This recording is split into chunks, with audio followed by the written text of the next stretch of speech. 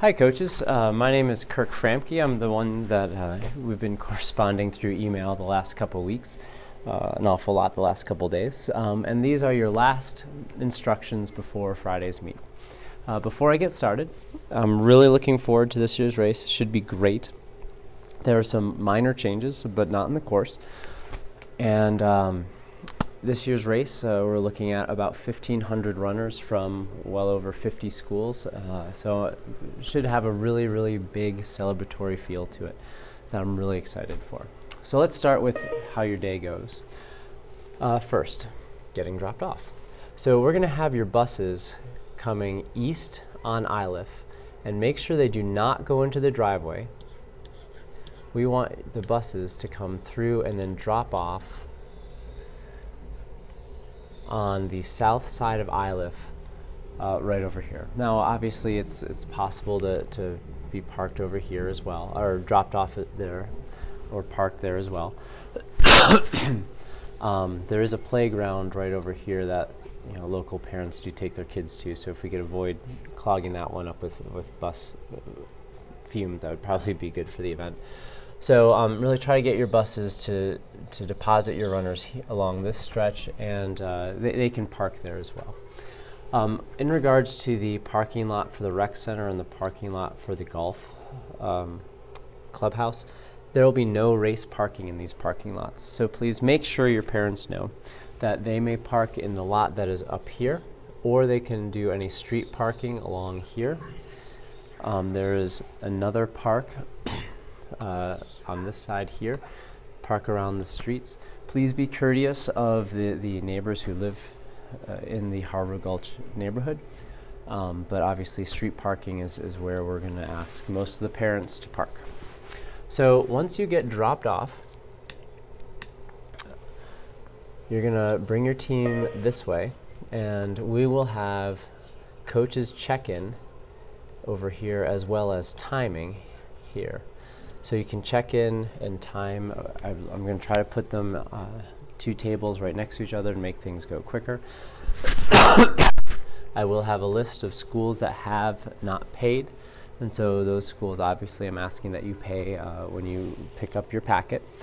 And then after you pick up your packet, my preference is that you bring your team over into this area here, and there's a really large field that would be great for having your team. It's a little bit higher than this area here, because there's a hill coming right over here, and this is the best place for your team to hang out. Another option is your team can spend time in this area. Just make sure you're not on the course, and the course will be very well marked. Another possible option is up here as well. So those are the sort of the team parking areas, but again, this is going to be the main place to do it. So once you get your chips and you get your bibs, you bring your team over here. The start line is over on the edge of the trees on the same level as this field. And so obviously you're probably going to go through the course with your runner, so I'll go through it with you now. You're going to start here and run along the field. There's a little basketball court here, so there's a small amount of pavement. That brings us to our first street crossing, and we will have adult crossing guards stopping traffic going to the golf clubhouse there. Be careful of the curbs, but it's just a short driveway. Then follow the asphalt path only to about here, and that's where you make a left turn that takes you across the grass and then around and through a little garden area right here. And then you're going to be running on the grass through these trees, and then you have a quick turn here. And we're actually going to take the course a little bit further out here, but same basic idea. And then you're going to come through, and this area right here is a little marshy cattail area, and we're going to be going through the cattails. Now the 6th grade race is not going to be much of an issue. 7th and 8th grade race, it's going to start getting a little muddy. By the A race, it's going to be very muddy. So make sure your runners have their shoes double knotted so they don't get caught in the mud. And then you're going to cross through the cattails up this short little hill, make a really quick right turn, and this is going to put you along Harvard Gulch. What I would like is, I would like you to have your runners as close to the gulch as possible. There is a big grass berm right here that separates the golf course from the gulch. We don't want kids in the golf course whatsoever. Expect kids to be disqualified if they end up in the golf course.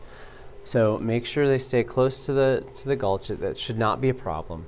It hasn't been a problem in the past. And you'll come to your first stream crossing. I've had volunteers go through the stream and de-rock it as best as they possibly can. Please instruct your runners to land in the middle of the creek. All of the rocks have been taken out of the middle. There are some rocks on the side, on either side, but there's nothing in the middle. It's a nice soft sand mud landing. So we really want them to shoot for the middle here. They get out and then they run along the gulch on the other side, around here to our second stream crossing. Now this second stream crossing again is going to be a little bit narrower, and the bank is a little bit steeper. So this is for some of your smaller runners. It's going to be a bit of a challenge, but not impossible. I had a bunch of 5th graders go through it on Monday. So if my little 5th grade son can do it, I think all the middle schoolers will be okay. Again, shoot for the middle of this area, and then up. You're gonna follow the, come on, isn't technology wonderful? So you're gonna follow the gulch until you get to this area, and then you're gonna shoot up a hill. And so this is a fairly steep but short hill, and you're gonna join the course. And you'll find that the first mile marker, or first mile, is sort of in this area right here. It's not here, it's moved up somehow. I GPS measured it yesterday with Monday with 2 different Garmins. So it is pretty accurate, within 21 feet, according to Garmin.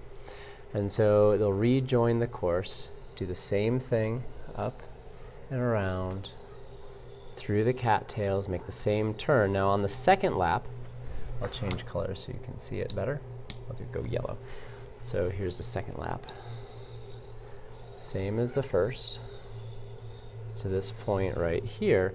Now at this point here, we'll have a volunteer with a gate, and they'll open and close the gate. For the first lap, the gate will make it so that they have to go over the creek, or through the creek. The second lap, they'll go straight through, and they'll come to it'll be a dam. There's a dam right here. And there's a very short but very steep, we're talking maybe 45-degree angle, maybe steeper, hill that goes up, and they're going to have a really close, essentially 180-degree downhill turn that keeps them off the golf course. And it's very critical that they stay as far off the golf course as possible.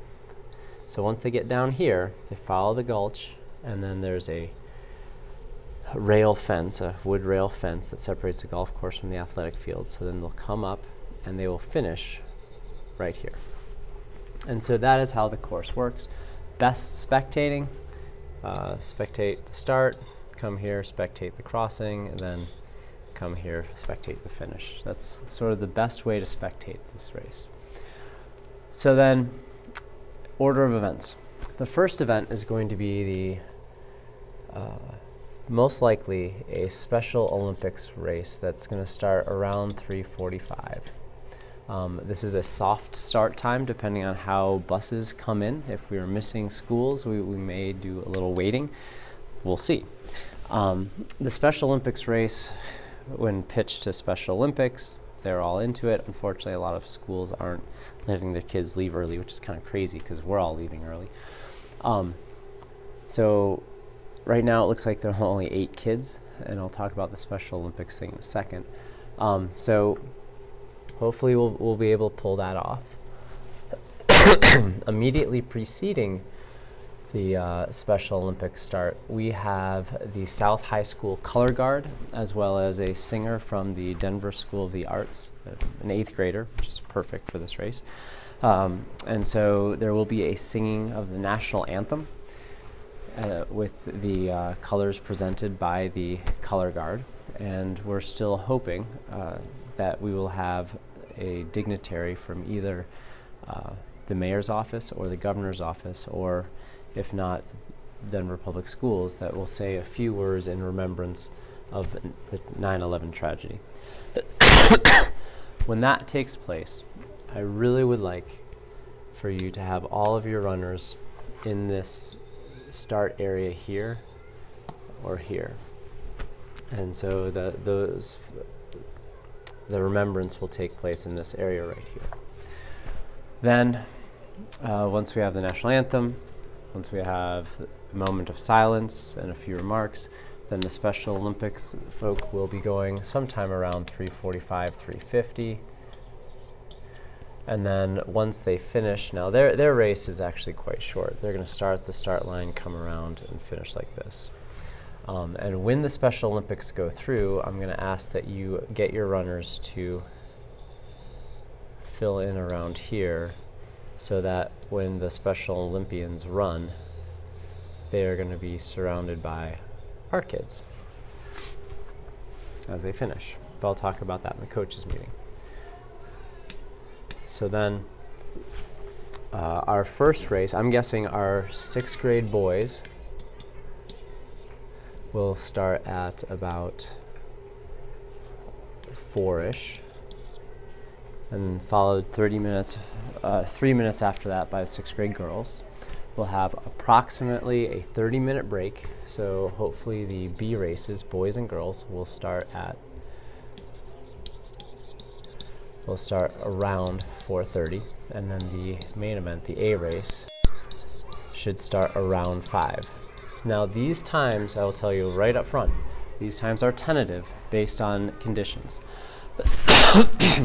If it appears as though there is a storm coming in, we will shorten the time in between races so that we can get them done before the weather comes in. Next, the awards. The awards will take place in the backstop right here as soon as the last race ends, and we have the results. Now, this is a chip-timed event, which means that we'll have the results almost immediately after the last finisher finishes. So please stay around for the results. We are giving ribbons to play in the A race for places 6 through 15.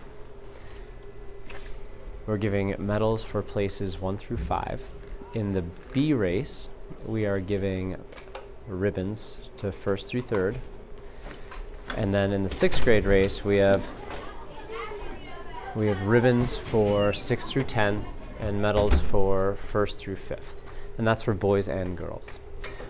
The coaches meeting, it will take place on the bleachers right here. And I would like that meeting to take place as close to 3:30 as possible. Please excuse my students' rudeness. Sorry. Say sorry. Sorry. Thank you. All right. So that is how the day's events go. There are some other things I want you to talk to your runners about.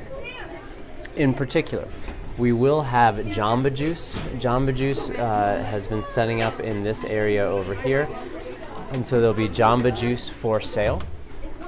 We will also have race shirts for sale this year, not finisher shirts. We've had too many complaints with about only being able to afford 400 finisher shirts, and I can't pay for more. So we're going to go with shirts for sale, and they're actually pretty cool. Here's the logo. And so these shirts are customizable. They can put stuff on the arms, they can put stuff on the back. They're really cool. For anyone who's been at the state championships, it's the same company that's doing it. Kids really love it. So please, would you talk to your kids about the fact that there are shirts for sale, that we'd love for them to purchase them. Obviously, it will help our school in this meet. I've been running this meet at a loss for a bit, and I'm trying to get it to be self-sustaining. So that would really help me if you would at least talk to them about that. Other than that, I look forward to a great event, and I will see all of you on Friday. If you have any questions, feel free to email me. Thanks.